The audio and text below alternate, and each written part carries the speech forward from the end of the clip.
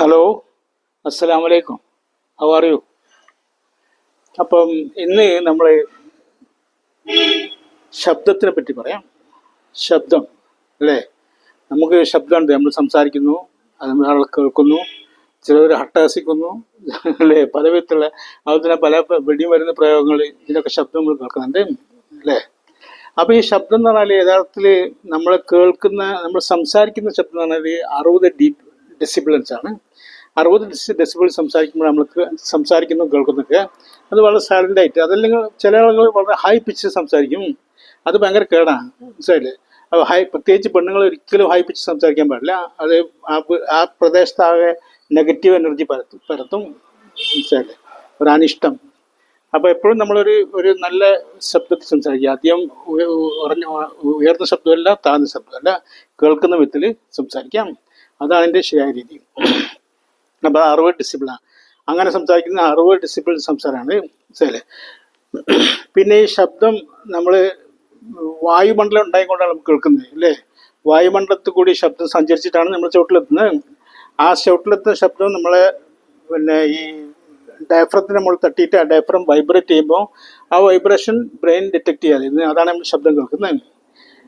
എന്നാൽ പ്രത്യേക ഫ്രീക്വൻസിയുള്ള ശബ്ദം നമുക്ക് അധികം വേറെ ഈ ഡെസിബിൾസിന് വ്യത്യസ്തമായിട്ടുള്ള ഒരു, ഫോർ എക്സാമ്പിൾ, ഒരു 190 ഡെസിബിളിൻ്റെ മേലുള്ള കേൾക്കാൻ പറ്റില്ല, മനസ്സിലായില്ലേ. നമുക്ക് കേൾക്കാനുള്ള കഴിവില്ല. നമ്മൾക്ക് പക്ഷേ ശബ്ദങ്ങളുണ്ട്, അത് പ്രകമ്പനമായിരിക്കും. അപ്പോൾ ഈ ശബ്ദം നമ്മൾ കേൾക്കുന്നത് എങ്ങനെ വെച്ചാൽ, ഇപ്പോൾ നമ്മൾ ടെലിഫോണിൽ സംസാരിക്കുമ്പോൾ കേൾക്കുന്നത്, ടെലിഫോണിൽ സംസാരിക്കുമ്പോൾ നമ്മൾ ടെലിഫോണിൽ പറയുന്ന കാര്യങ്ങൾ ഇലക്ട്രിക്കൽ പൾസസ് ആയിട്ട് മാറ്റിയിട്ട് അത് പിന്നീട് വായുമണ്ഡലത്തേക്ക് വിടുകയാണ്. ആ വായുമണ്ഡലത്തിൽ അത് തരംഗങ്ങളായിട്ട് പോയിട്ട് മറ്റേ റിസീവിങ് എൻഡിൽ ഇതേമാതിരി ഇലക്ട്രിക്കൽ പൾസായിട്ട് പിന്നെ കൺവേർട്ട് ചെയ്തിട്ട് അത് നമ്മൾ കേൾക്കുന്നത്. അതങ്ങനെ ടെലിഫോൺ കേൾക്കുന്നത്. നേരിട്ട് അതിൻ്റെ വായുമണ്ഡലത്തിൽ കൂടി തരംഗങ്ങളായിട്ട് വന്നിട്ട് കേൾക്കുന്നത്, ശരി. ആ സമയത്ത് ഇവിടെ നമ്മൾ മേലോട്ട് പോയി സ്പേസിൽ പോയാൽ, സ്പേസിൽ വായുമണ്ഡലം ഇല്ലല്ലോ, അതുകൊണ്ട് കേൾക്കാൻ കഴിയില്ല. നമ്മൾ എന്ത് പറഞ്ഞാൽ കേൾക്കില്ല അവിടെ. പക്ഷെ ശബ്ദം സഞ്ചരിക്കും അതിൽക്കൂടി. എങ്ങനെ സഞ്ചരിക്കുക? അത് ഇലക്ട്രോ മാഗ്നറ്റിക് വേവ്സ് ആയിട്ട് സഞ്ചരിക്കും. അപ്പോൾ ഇലക്ട്രോ മാഗ്നറ്റിക് വേവ്സ് ആയിട്ട് സഞ്ചരിച്ചിട്ട് അങ്ങനെയാണ് വലിയ സ്പേസുകളിലെ സ്പേസ് ക്രാഫ്റ്റുകളൊക്കെ ആയിട്ട് ഒരു കമ്മ്യൂണിക്കേഷൻ ചെയ്യുന്നത്, അങ്ങനെയാണ്, ശരി. അപ്പം ഞാൻ പറഞ്ഞുകൊണ്ട് വെച്ചാൽ നമ്മുടെ ശബ്ദം നമ്മൾ വിചാരിക്കുന്നതായിട്ടില്ല, അത് ഭയങ്കര സംഭവമാണ് ശബ്ദം. ശബ്ദം എന്ന് പറഞ്ഞാൽ നമ്മൾ കേൾക്കുമ്പോൾ ഒരു ശബ്ദം കേൾക്കുന്നു, ചില കേൾക്കൂല എന്നൊക്കെ പറയുന്നത്. പക്ഷേ ഈ ശബ്ദത്തിൻ്റെ മുകളിൽ വലിയ കാര്യങ്ങൾ കേൾക്കുന്നുണ്ട്. വലിയ കാര്യങ്ങൾ പറഞ്ഞാൽ ഈ പ്രപഞ്ചത്തിൻ്റെ നിലനിൽപ്പ് തന്നെ അതിന് മുകളിൽ കേൾക്കുന്നുണ്ട്. അതാണ് ഞാൻ പറയുന്നത്. അപ്പം ഞാൻ പറഞ്ഞതെന്ന് വെച്ചാൽ നമ്മൾ ഈ ശബ്ദം നമ്മൾ സംസാരിക്കുന്നു, കേൾക്കുന്നു, അതുപോലെ തന്നെ വേറെ എന്തെങ്കിലും വിമാനം പോകുമ്പോൾ ശബ്ദം കേൾക്കുന്നു, പല വിധത്തിലുള്ള സാധനങ്ങളും ശബ്ദം കേൾക്കുന്നു. അങ്ങനെ നമ്മൾ ഈ ഭൂമിയിൽ ഇതുവരെ ഉണ്ടായിട്ടുള്ള ശബ്ദത്തിൽ ഏറ്റവും വലിയ ശബ്ദം ഉണ്ടായിട്ട് 310 ഡെസിബിൾസ് ആണ്. അത് ഏതോ ഒരു 1800-ലാണ്, ഏതൊരു അഗ്നിപർവ്വതത്തിൻ്റെ പേര് ഓർമ്മയില്ല. ആ അഗ്നിപർവ്വതം പൊട്ടിയപ്പോൾ ഉണ്ടായ ശബ്ദമാണ് ഏറ്റവും വലിയ ശബ്ദം. ആ ശബ്ദം എന്ന് പറഞ്ഞാൽ നമ്മൾ കേൾക്കാൻ കഴിയുന്ന ശബ്ദമല്ല, അത്രയും പ്രകമ്പനം കൊള്ളിക്കുന്ന ശബ്ദമാണ്, മനസ്സിലായില്ലേ. ഒരു പ്രത്യേക ഡെസിബിളിൻ്റെ മേലെ പോയാൽ പിന്നെ അത് പ്രകമ്പനാണ്. പിന്നെ ശബ്ദം കേൾക്കുന്ന ശബ്ദമല്ല. കേൾക്കുന്ന ശബ്ദം ഈ 60 മുതൽ 110, 120 അങ്ങനെ അതുവരെയുള്ള കേൾക്കാൻ കഴിയുള്ളൂ. അല്ല, അതിൻ്റെ മേലുള്ള ശബ്ദം കേൾക്കാൻ പറ്റില്ല, മനസ്സിലായില്ലേ. അപ്പോൾ ഞാൻ പറഞ്ഞുകൊണ്ട് വെച്ചാൽ ഈ ശബ്ദത്തിൽ കൂടി പല വലിയ കാര്യങ്ങൾ നടക്കുന്നുണ്ട്, മനസ്സിലായില്ലേ. അപ്പം നമ്മളിപ്പം ഇതുവരെ ഭൂമിയിൽ ഉണ്ടായിട്ടുള്ള ശബ്ദം, ഏറ്റവും വലിയ ശബ്ദം 310 ഡെസിബിൾസ് ആണ്. അതിൻ്റെ വലിയ ശബ്ദം ഉണ്ടായിട്ടില്ല. എന്നാൽ ഞാൻ കാര്യം ചോദിക്കട്ടെ, ഇപ്പം നമ്മൾ ശബ്ദം 1100 ഡെസിബിളിലേക്ക് പോയി. അപ്പോൾ എന്ത് സംഭവിക്കും? 1100 ഡെസിബിൾ ഉള്ള ശബ്ദം നമുക്ക് പ്രൊഡ്യൂസ് ചെയ്യാൻ കഴിഞ്ഞാൽ അതോടുകൂടി ലോകം അവസാനിക്കുന്നതാണ്. ലോകം എന്ന് പറഞ്ഞാൽ ഭൂമി മാത്രമല്ല, പ്രപഞ്ചം മുഴുവനും. അങ്ങനെ വെച്ചാൽ ഈ പ്രപഞ്ചം മുഴുവനും ഒരു വലിയ ബ്ലാക്ക് ഹോളായി മാറുന്നു. അതിൻ്റെ പ്രകമ്പനം കൊണ്ട്, ആ ശബ്ദത്തിൻ്റെ പ്രകമ്പനം കൊണ്ട് ഈ ഭൂമി, പ്രപഞ്ചം മുഴുവനും വലിയ ബ്ലാക്ക് ഹോളായി മാറുന്ന, ആ ബ്ലാക്ക് ഹോളിലേക്ക് എല്ലാം പിടിച്ച് അത് ഈ പ്രപഞ്ചം ഒന്നായിട്ട് നശിച്ചു. അത്ര വലിയ ശബ്ദം ഉണ്ടാക്കാൻ കഴിഞ്ഞാൽ 1600 ഡെസിബിൾസിൻ്റെ ഒരു ശബ്ദം നമുക്ക് ഉണ്ടാക്കാൻ കഴിഞ്ഞാൽ അതിൻ്റെ പ്രകമ്പനത്തിൽ ഈ പ്രപഞ്ചം മുഴുവൻ നശിച്ചു. അതാ പറഞ്ഞത്, മനസ്സിലായില്ലേ. അതാണ് ഇത് സയൻറ്റിഫിക് ട്രൂത്താണ്. ഇത് വെറുതെ പറഞ്ഞല്ല, അതൊരു തെളിയിക്കപ്പെട്ട മാത്തമാറ്റിക്സിലൂടെ തെളിയിക്കപ്പെട്ട കാര്യമാണ്. അത് നമ്മൾ പ്രായോഗികമായിട്ട് തെളിയിക്കാൻ കഴിയില്ല, തീർച്ചയായും നമ്മളുണ്ടാവില്ല. അതുപോലെ തന്നെ ഈ ഫിസിക്സിലുള്ള സയന്റിസ്റ്റുകൾ അവരെന്ത് ചെയ്യും, എക്സ്പെരിമെന്റ് നടത്തുമ്പോൾ വളരെ സൂക്ഷിച്ച് നടത്തുക. കാരണം എന്തെങ്കിലും ചെറിയ മിസ്റ്റേക്ക് കൊണ്ട് ചിലപ്പം ഭൂമി ഒന്നായിരുന്നു നശിച്ചു പോകാനുള്ള സംഭവം ഉണ്ടാവും. ഫോർ എക്സാമ്പിൾ, ഇപ്പം ഇതിൻ്റെ ഇടയ്ക്ക് ചില സയന്റിസ്റ്റുകൾ ബ്ലാക്ക് ഹോൾസ് ഉണ്ടാക്കുന്നു, ചെറിയ ബ്ലാക്ക് ഹോൾസ്. ആ ബ്ലാക്ക് ഹോൾസ് എല്ലാ ലൈറ്റ് അടക്കമുള്ള എല്ലാത്തിനും പിടിച്ച് ഇതിനുള്ളിലേക്ക് തന്നെ വലിക്കുന്ന ഒരു ബ്ലാക്ക് ഹോൾ. പക്ഷെ അതവരോട് നിർത്തി. കാരണം വെച്ചാൽ അത് ചിലപ്പം ഞാൻ ചെറുതാണ്ടല്ല, ഇവർ ഭൂമിയിൽ തന്നെ വീങ്ങാളും. മനസ്സിലല്ലേ? ഈ ബ്ലാക്ക് ഹോള് അതിന്റെ ഗുരുത്വാകർഷണം കൂടിയിട്ട് ഈ ഭൂമിനെ ഒന്നായിട്ട് വിഴുങ്ങിക്കളും. ഭൂമിനല്ല, നക്ഷത്രങ്ങൾ, ബ്ലാക്ക് ഹോൾസ് സാർ നക്ഷത്രങ്ങളൊക്കെ ഒന്നായിട്ട് വിഴുങ്ങും. നമ്മുടെ സൂര്യനെ മറ്റേ സൂര്യനൊക്കെ എത്രയോ പിന്നെ ബ്ലാക്ക് ഹോൾസ് വിഴുങ്ങി പോയിട്ടുണ്ട്. മനസ്സിലായില്ലേ?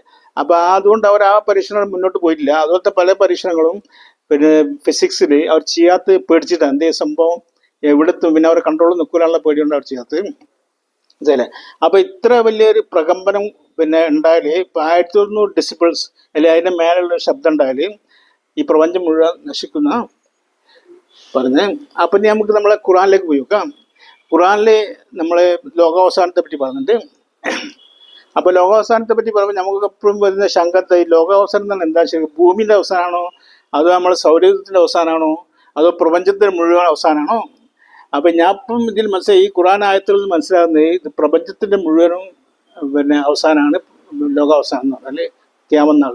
അത് നമ്മൾ വിശ്വാസ കാര്യങ്ങളാണ്. കാരണം ഇസ്ലാമിൽ 6 വിശ്വാസ കാര്യങ്ങളാണ് പറഞ്ഞിട്ടുള്ളത്, ഈമാൻ കാര്യങ്ങൾ.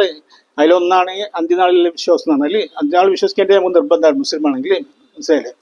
അപ്പൊ അതങ്ങനെ. അപ്പൊ ഈ അന്ത്യനാൾ എന്താ സംഭവിച്ചാൽ ഖുറാൻ പറഞ്ഞ വെച്ചാൽ, സൂർ എന്ന കാഹളം, ഒരു മലക്ക് സൂർ എന്ന കാഹളം ഊതുന്ന, ആ കാഹളം എന്ന് പറഞ്ഞാൽ എന്താ ശബ്ദമാണ്. കാഹളം എന്ന് പറഞ്ഞാൽ ശബ്ദം ഊതുന്ന ഒരു ഉപകരണത്തിനാണ് കാഹളം എന്ന് പറഞ്ഞത്. വേറൊന്നും കൊണ്ട് വെട്ടിപ്പൊളിക്കാനോ അടിക്കാനോ ഒന്നുള്ളതല്ല. മനസ്സിലായില്ലേ? അപ്പൊ സൂർ എന്ന കാഹളം ഊതുന്നു, അപ്പം ലോകം മുഴുവൻ പ്രപഞ്ചം മുഴുവൻ നശിക്കുന്ന ഖുറാൻ പറഞ്ഞേ. അപ്പൊ അതിന്റെ അർത്ഥം അള്ളാഹു ഉദ്ദേശിച്ചത് ഈ ഭൂമി മാത്രം നശിക്കുന്നു, അല്ലെങ്കിൽ പിന്നെ സോളാർ സിസ്റ്റം നശിക്കുന്നതല്ല, പ്രപഞ്ചം മുഴുവനും. പ്രപഞ്ചത്തിൽ ഒന്നും ബാക്കിയില്ല, കംപ്ലീറ്റ്. ഈവൻ ലൈറ്റ് പോലുള്ള ലൈറ്റൊക്കെ പിടിച്ചു വെച്ച് കൊണ്ടുപോകും. അപ്പൊ ഇവിടെ ഒന്നുമില്ല, കംപ്ലീറ്റ് എംപ്റ്റി ആവും. അങ്ങനത്തെ ഒരു സിറ്റുവേഷനാണ് ഖിയാമത്ത് നാളിന് ശേഷം വരാൻ പോകുന്നതാണ് നമുക്ക് മനസ്സിലാവുന്നത്. അപ്പം പിന്നെ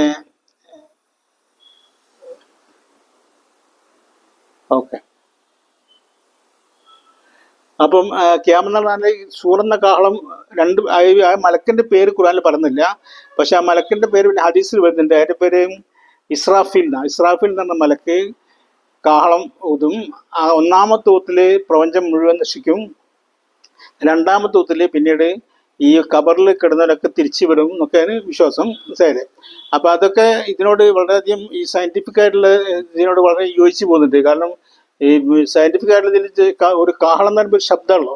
ആ ശബ്ദം കൊണ്ട് ഈ പ്രപഞ്ചം മുഴുവനും ഒരു വലിയൊരു ശബ്ദം, അതായത് 1900 ഡെസിബിൾസിന്റെ മേലുള്ള ശബ്ദം വന്നാൽ ആ ശബ്ദം അതിന്റെ പ്രകമ്പനം കൊണ്ട് ഈ പ്രപഞ്ചം മുഴുവൻ നശിച്ചു എന്ന് പറഞ്ഞു. കാരണം വലിയൊരു ബ്ലാക്ക് ഹോൾ ഉണ്ടായിട്ട് ആ ബ്ലാക്ക് ഹോളിലേക്ക് മുഴുവനും അടിച്ചു. അത് നിമിഷങ്ങൾ കൊണ്ട് കഴിയൊക്കെ നമുക്കൊന്ന് പറയാനോ അല്ലെങ്കിൽ കേൾക്കാനോ ഒന്നും സമയമില്ല.